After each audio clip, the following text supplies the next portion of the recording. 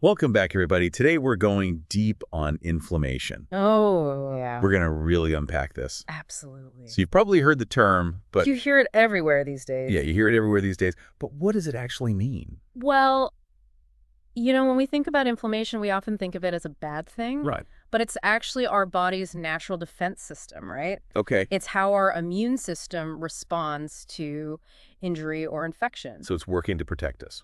Exactly. Working to heal us, working to protect us. Okay. So it's like when I get a cut and it's all red and swollen around it. Exactly. That's exactly right. The redness, the swelling you're seeing, that's acute inflammation. Okay. Usually it's temporary, it's beneficial, it's helping you heal. Right. But here's where it gets really interesting. Okay. Inflammation can also become a chronic issue. Oh. It can be simmering for years without obvious symptoms. Oh. And that's when it can start to have a really negative impact on our health. So it's like a fire that's just kind of burning even after the initial threat is gone. Exactly. It's like a fire that just keeps burning. Oh, boy. And this chronic inflammation has been linked to a surprisingly wide range of diseases. Really? Yeah, and a really compelling example of this is heart disease. Okay. So when chronic inflammation is present in your arteries, it can actually damage the lining of the blood vessels, Oh, wow. making them more susceptible to plaque buildup. So that's how the arteries narrow. Yes, exactly. And it restricts blood flow, and that increases the risk of heart attack or stroke. Wow. So that ibuprofen's not really addressing the root of the problem then, huh? Not necessarily. Okay. While those medications like NSAIDs can temporarily reduce pain and inflammation, Right. they don't address the underlying causes, Okay. and long-term use of some of those can come with its own set of risks. So you're saying it's really important to explore natural ways to manage this. Absolutely, and that's where diet comes in. All right, well, let's talk about food as medicine. Using food as medicine to fight this chronic inflammation. Yes. So you mentioned chronic inflammation has been linked to a lot of different diseases. It really has. I'm curious to know more about the connection between chronic inflammation and autoimmune diseases. That's a great question, and it's a very important one. Okay. Autoimmune diseases occur when your immune system mistakenly attacks your own body's tissues. Oh, wow. And you know what plays a key role in this process? Let me guess, inflammation. You got it, inflammation. Of course. So take rheumatoid arthritis, for example. Okay. In this condition, chronic inflammation actually attacks the lining of your joints, Oh, no. causing pain, stiffness, and eventually joint damage. Oh, so it's almost like the body is attacking itself. Yeah, that's a really good way to put it. That's wild. It is. It's very powerful. So how does food fit into all of this? That's what we're going to talk about. Okay. I'm ready to talk about those anti-inflammatory superstars. Yes. Bring on the superstars. Okay, so think of your diet as a toolbox filled with powerful tools. Okay. That can either fuel inflammation or help extinguish it. Okay, I love that analogy. Thank you. So walk us through what a typical anti-inflammatory toolbox actually looks like. Okay. So one of the most potent tools in your anti-inflammatory toolbox is omega-3 fatty acids. Okay. These are healthy fats found in abundance in fatty fish like salmon and mackerel. Okay. And these healthy fats can actually reduce the production of inflammatory molecules in your body. See, this is what I'm talking about. I'm getting into it. More than just telling me what to eat. Yes. Want to know why? You got it. Why it works. Right. So another powerful tool in your toolbox is fiber. Okay. Fiber-rich foods like fruits, vegetables, and whole grains, Yeah. those feed the beneficial bacteria in your gut. Okay. And these bacteria help regulate your immune system and reduce inflammation throughout your body. So it's not just about what we're putting in our mouths. It's not just about what we're eating. It's about nurturing what's already there. Exactly. You got it. If you got The it. trillions of little helpers. Well, that's right. Those little helpers are really important. So this is all making so much sense, but let's get practical. Okay. What are some specific foods I should be stocking my pantry with? Okay. One of my favorite anti-inflammatory superstars is turmeric. Turmeric. Yes, you might know it as that spice that gives curry its vibrant yellow color. Yeah. But turmeric is more than just a flavor enhancer. Okay. It contains a powerful compound called curcumin. Curcumin. Yeah, and curcumin has been shown to have really potent anti-inflammatory effects. I actually have some turmeric in my pantry right now. Oh, good for you. What's the best way to use it? You can add a sprinkle of turmeric to just about anything. Really? Smoothies, soups, stews, roasted vegetables, you name it. Okay. And here's a pro tip. Combine turmeric with black pepper to enhance its absorption. Oh, that's a good tip. It is. Okay, I'm also a big fan of ginger. Oh, yeah. It's my go-to when I'm feeling under the weather. Ginger's great. Does ginger have anti-inflammatory properties as well? Absolutely. Ginger contains compounds called gingerols. Gingerols. Yeah, and these have been shown to reduce inflammation and pain. Okay. It's especially helpful for easing digestive discomfort and nausea. Okay, so it really does help settle your stomach. It really does. It can help. Okay. I know ginger is a key ingredient in a lot of Asian cuisines. Yes. Are there any other spices that I should be incorporating into my cooking? Yeah, garlic's another one. Garlic. Yeah, garlic is an anti-inflammatory powerhouse. Okay. It contains a compound called allicin, Okay. which has antibacterial, antiviral, and anti-inflammatory effects. Oh, that's a lot of benefits. It's a powerful little spice. And like ginger, it can help boost your immune system. Yeah, it can help boost your immune system. So we got turmeric, ginger, and garlic. We do. What about fruits and vegetables? Fruits and vegetables are really important. Okay. When it comes to those, the more color, the better. Okay. Berries are particularly high in antioxidants, Okay. which help protect your cells from damage and reduce inflammation. Okay, so blueberries, raspberries. Blueberries, raspberries, strawberries, blackberries, they're all great choices. They all sound good. They are. They're delicious, and they're good for you. I love berries. Me too. I actually have a recipe for a blueberry smoothie that I got from one of the sources I submitted for this episode. Oh, nice. Maybe I could swap out the yogurt in the recipe with unsweetened almond milk Oh, to yeah. make it even more anti-inflammatory. That's a great idea. Cool. And don't forget about leafy greens. Leafy greens. Yes, spinach, kale, collard greens. Okay. They're all packed with vitamins, minerals, and antioxidants that can help fight inflammation. You know, I'm starting to realize that eating an anti-inflammatory diet doesn't have to be restrictive or boring. No, it doesn't. There are so many delicious options out there. There really are, and a lot of flexibility. Okay, so this all makes sense, but I have to ask. Yeah. What about those foods that we should be avoiding? Okay. You know, the ones that can actually trigger inflammation. Let's talk about the troublemakers. Let's do it. So while everyone's body is different, there are some common culprits that can contribute to inflammation. Okay. So processed foods are often high in refined sugars, unhealthy fats, and additives. Yeah. All of which can trigger an inflammatory response. So things like packaged snacks, fast food, sugary drinks. Exactly. Those are some of the big ones. Okay.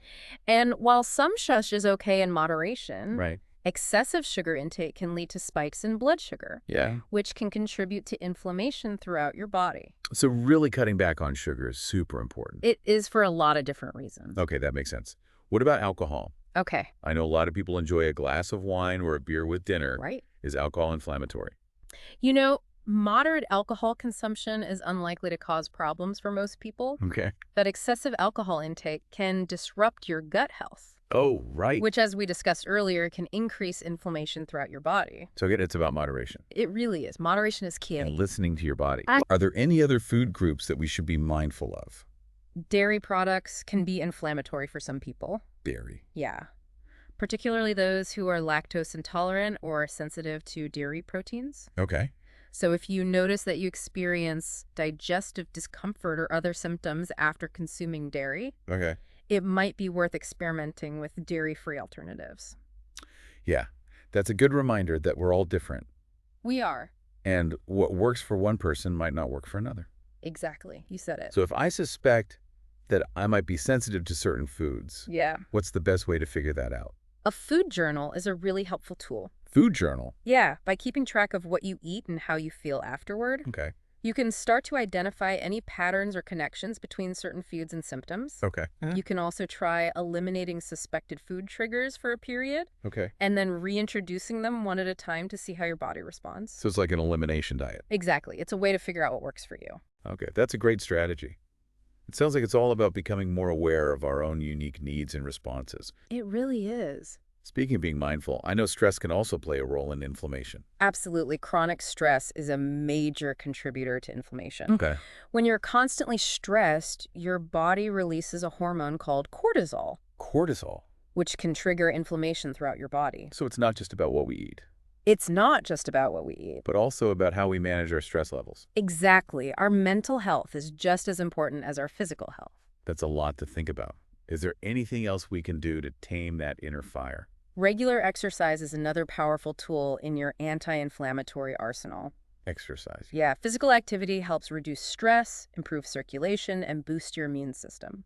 I know exercise is important, but I sometimes struggle to find the time or motivation. Yeah, I hear that a lot. Do you have any tips for making exercise a more regular part of my routine?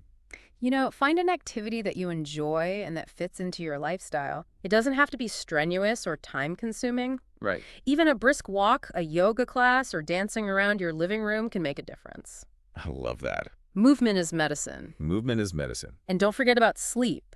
Sleep. Yeah, when you're sleep deprived, your body produces more of those inflammatory chemicals. Oh, really? Yeah, so aim for 7 to 8 hours of quality sleep each night Okay. to help keep inflammation in check. Okay, this is all incredibly helpful information. Good. But I have to admit, I sometimes feel overwhelmed by all the conflicting information out there No, about health and nutrition. there's a lot out there. How can I know what to trust? That's a great question. It's important to be a critical consumer of information Okay. and to do your research from reputable sources. Okay. And remember, there's no one-size-fits-all approach to health. Right. What works for one person might not work for another. Right. It's about finding what works best for you and your unique needs. I appreciate that reminder. It's so easy to get caught up in the latest health trends or fad diets. It can be really tempting. But ultimately, it's about listening to our own bodies. Yes. And finding what makes us feel our best. I love that. I'm feeling incredibly empowered after this deep dive into inflammation. Good. I'm so glad to hear that. It's amazing to think about how much control we have over our own health Right. through the choices we make every day. Exactly. It's empowering. It is. I agree. And remember, this is a journey, not a destination. Okay. It's about making small, sustainable changes that you can stick with long term. Well said. I'm excited to continue exploring the world of anti-inflammatory living I hope you do. and to see how these changes impact my overall health and well-being. Me too. It's incredible how much we've learned Right? about inflammation Yeah. and its impact on our health. Yeah. It's a really big deal. It's like we've peeled back the layers of a complex puzzle, Yeah. revealing the intricate workings of our immune system. It's amazing how complex it is. And the role that food plays in modulating this intricate dance between inflammation and healing. It really is. Food is so powerful. Absolutely. By understanding how inflammation works Yeah. and the factors that contribute to it, Right. we can make informed choices about our diet, our lifestyle, and even our mindset It's true. to create an environment within our bodies that promotes healing and reduces chronic inflammation. Yeah. You're creating a healing environment. I like that. And speaking of creating an environment that supports healing, Yeah. I'm reminded of one of the sources you shared for this episode. Okay. It mentioned the concept of food synergy. Food synergy. Yeah, the idea that certain foods work together to enhance their beneficial effect. Oh, yes. I remember reading about that. You do, It talked about how combining different anti-inflammatory ingredients right? can actually amplify their impact. Exactly. It's not just about eating these foods in isolation. Okay. It's about combining them as a way that creates a symphony of anti-inflammatory goodness in your body. Okay, I love that analogy. Thank you. So give us some examples of food synergy in action. Okay. How can we create these delicious anti-inflammatory symphonies in our kitchens? Let's take your blueberry smoothie recipe as an example. Okay. You already mentioned swapping out the yogurt for unsweetened almond milk, Right. which is a great start. Okay. But to take it to the next level, Okay. you could add a handful of spinach Okay. for an extra boost of antioxidants and fiber. Oh, I like it. And then to enhance the absorption of the turmeric you're adding, Yeah. sprinkle in a pinch of black pepper. Wow, that's brilliant. It's a simple but powerful combination. It's like each ingredient is playing its part to create a masterpiece of flavor and health. Exactly. It's a beautiful thing. And here's another example. Okay. Let's say you're making a stir fry.